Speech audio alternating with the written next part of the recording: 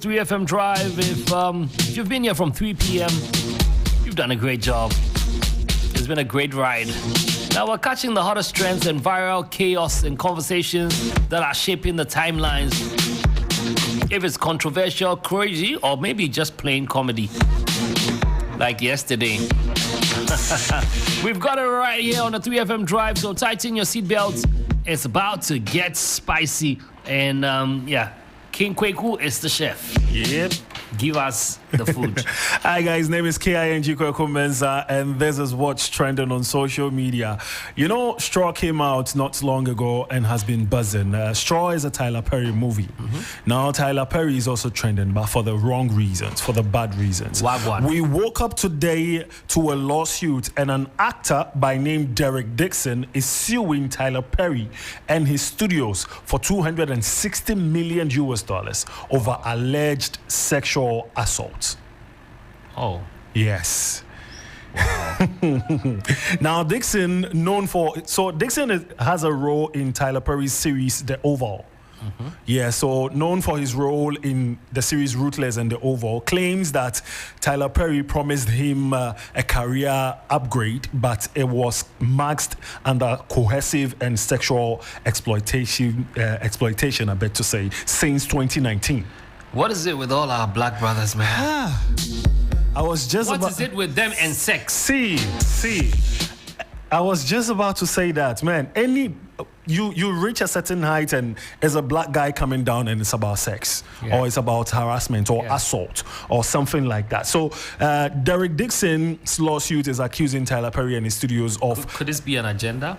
That is what Tyler Perry's lawyer is saying, that it is financially motivated. So it's going to be a whole long battle between him and everything. I mean, if it is true, I mean, he'll face the law. If not, then that's really messed up. So Tyler will join a long list of black celebrities who've gone down that rabbit hole. Jonathan Majors, right after Marvel movies and what's it called? The boxing movie, Creed. Right after Creed, Jonathan Majors was hit with that. Bill Cosby is one of it. Wesley Snipes. Sean is still in court right now. Diddy is still in court. And R. Kelly is also facing it. Yeah. Over 30 years, 3 decades. That's what I'm asking, if it's not an agenda, but yeah. It looks like there's always a bit of some truth. Yeah. So we just need to be careful. I mean, they just need to think it through.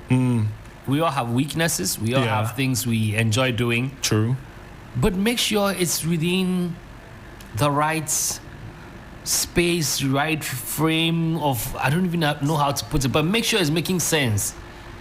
You know, if somebody doesn't want it, they don't want it. The thing about this is, you might think it's making sense in the spur of the moment, like in the spur of the moment. Whenever anything is happening. But in some few years to come, they might use that same thing against you. But you know, I also realized like there's something cultural about this where I've worked with a few people and I noticed that I'm not going to mention the country. Yeah. But there's a particular country whose people they are quick to say they've been assaulted. You know, and I'm not saying that the men have not done that.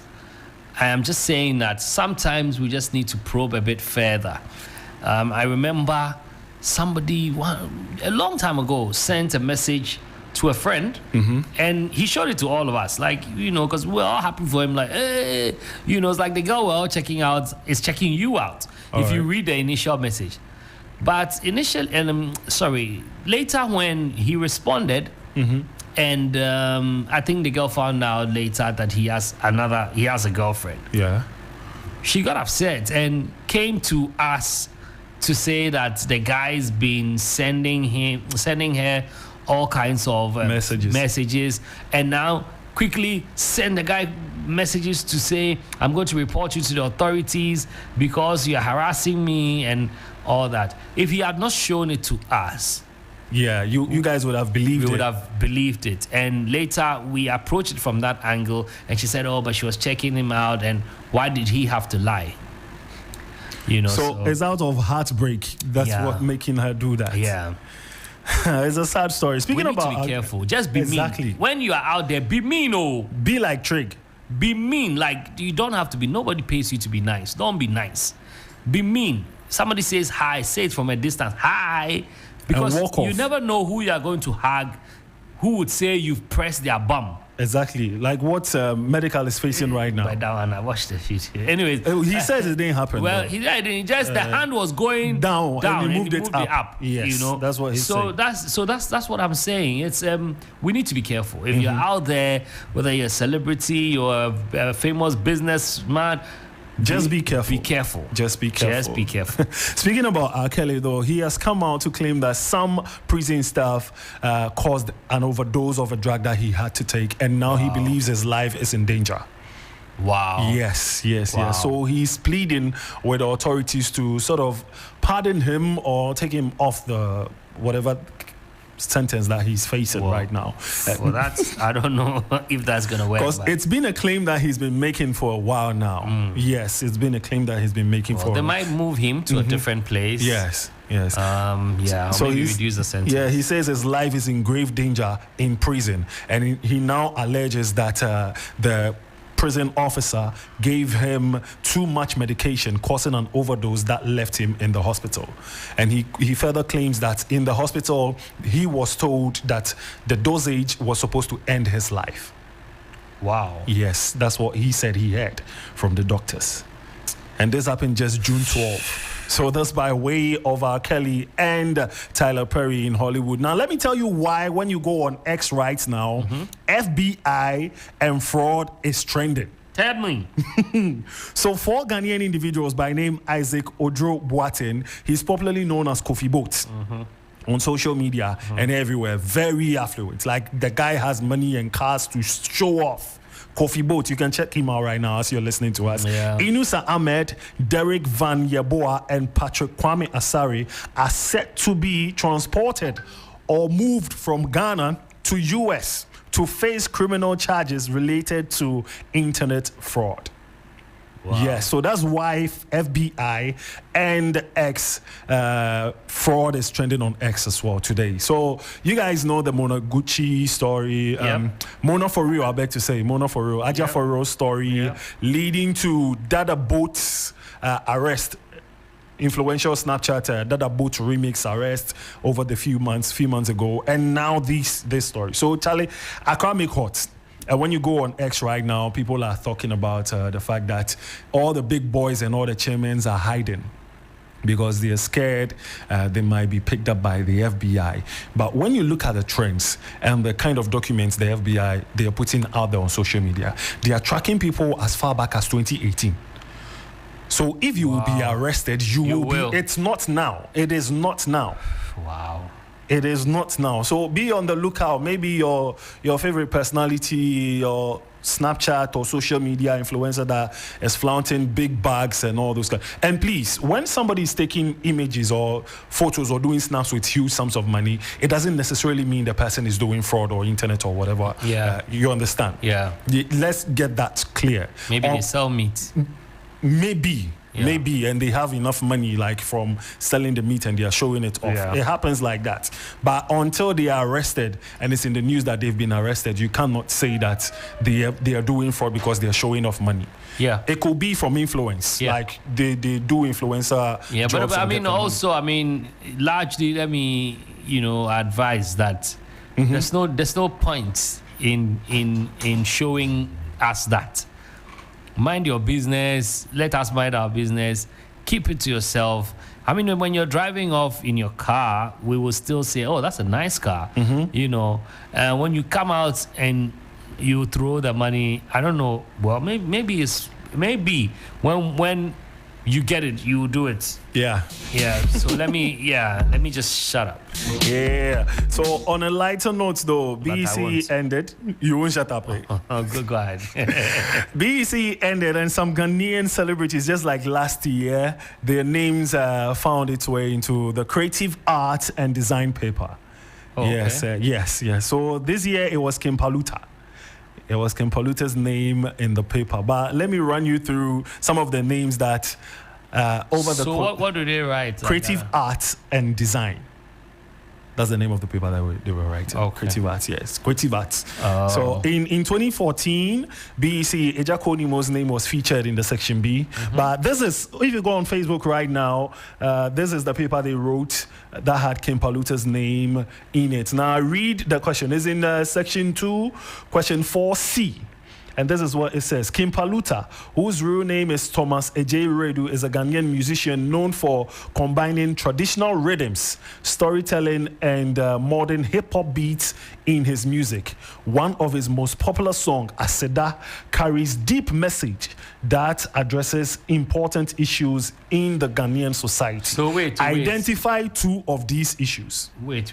But you people are not being fair. Why? Are you saying that the question 5, the names there, are they boxers or? Oh, no. It's coming. They sell Sobolo. I'll mention that one too. Ochame Kwame is in there. Forget. There's The Laboratory, there's New Love Anna. There is James V. Ama. KK Kabobo. There's James V. Ama. Yes. Do they sell Sobolo or they sell both fruit? Trig, I said a lot of artists.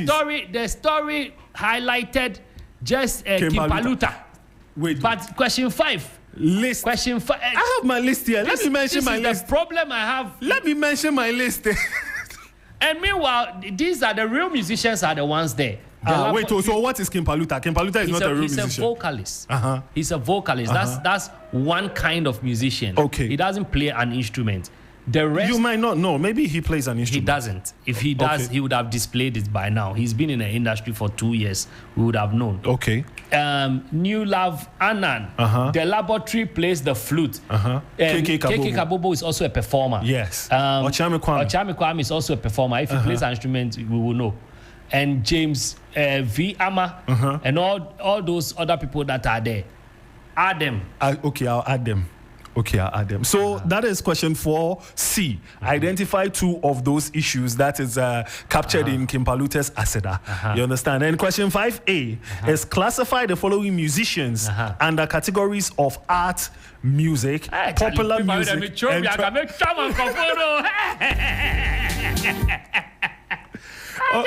Let's answer that question. Identify or classify the following musicians under the categories art music, popular music, and traditional music. James V. Ama, KK Kabobo, I can see The Laboratory, New Love, Anan, and Ochame Kwame. So where would you put them under art music, popular music, and traditional music? If we have other stories, let's go to it. That's the last story. When we are done. That is the last story. We come back. That is the last story. They are still marking the paper.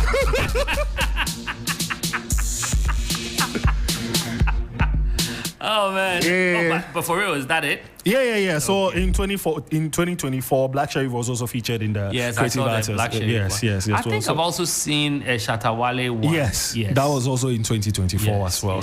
I think if you ask me, this is good. Putting musicians that are doing great, letting them know their sound and all that is good. I wish it was not examinable. Yeah. Okay.